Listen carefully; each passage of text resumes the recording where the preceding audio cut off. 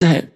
और चौथे अध्याय के 34वें श्लोक में कहा कि उस तत्व ज्ञान को तू तत्वदर्शी संतों के पास जाकर समझ। यानी गीता ज्ञान से अन्य ज्ञान है और गीता ज्ञान दाता उससे अपरिचित है, इसलिए कह रहा है कि वो ज्ञान तू तत्वदर्शी संतों के पास जाकर समझ। उनको दंडवत प्रणाम करने से, कपट छोड़कर सरलता पूर्वक प्रसन्न करने से वह तत्वदर्शी संत तुझे तत्व ज्ञान का उपदेश करेंगे।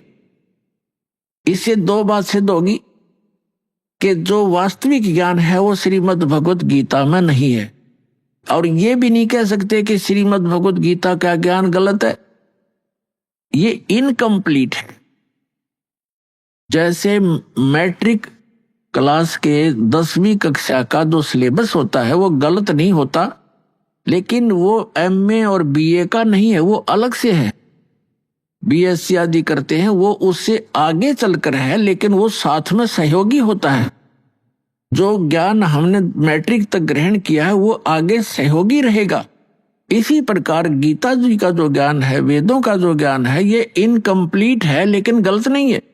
तो इसमें क्या कहा है कि उस ज्ञान को जो इनसे हटकर कंप्लीट स्पिरिचुअल नॉलेज है, उसके अंदर इन वेद और गीता, पुराण, कुरान, बाइबल, इन सभी का ज्ञान समावेश है, क्योंकि वो सबका करता है और सबकी सचिति से परिचित है, और वो प्रत्येक प्राणी के प्रत्येक कर्म से भी परिचित है।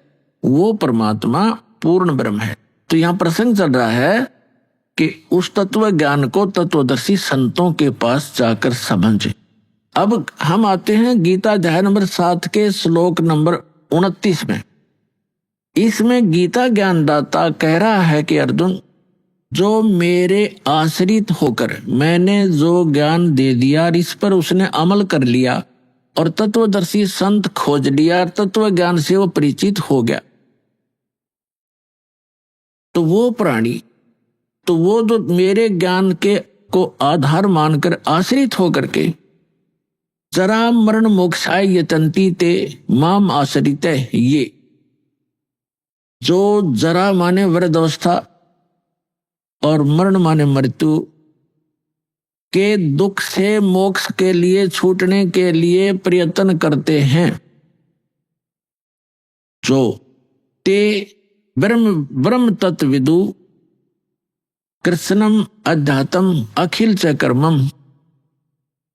इसका अर्थ है कि जो व्यक्ति इस संसार की किसी भी वस्तु प्राप्त के लिए जैसे कोई साधना नहीं करते, वो केवल जरा और मरण के दुख से, बुढ़ापे और मृत्यु के दुख से छूटने का जो प्रयत्न कर रही है, वे तत्ब्रह्म से परिचित हैं और सारे अध्यात्म ज्ञान से परिचित हैं और सभी कर्मों से परिचित हैं।